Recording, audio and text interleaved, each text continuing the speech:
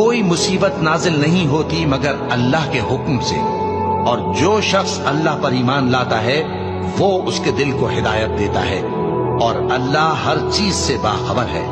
और अल्लाह की इताअत करो और उसके रसूल की इताअत करो। बस अगर तुम मुंह फेर लोगे तो हमारे पैगंबर के जिम्मे तो सिर्फ पैगाम का खोल खोल कर पहुंचा देना है।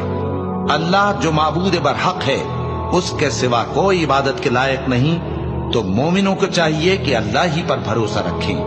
मोमिनों, तुम्हारी बीवियों और औलाद में से बास तुम्हारे दुश्मन भी है, सो उनसे बचते रहो, और अगर मुआफ कर दो और दरगुजर करो और बख्श दो तो अल्लाह भी बख्शने वाला है, मेहरबान है।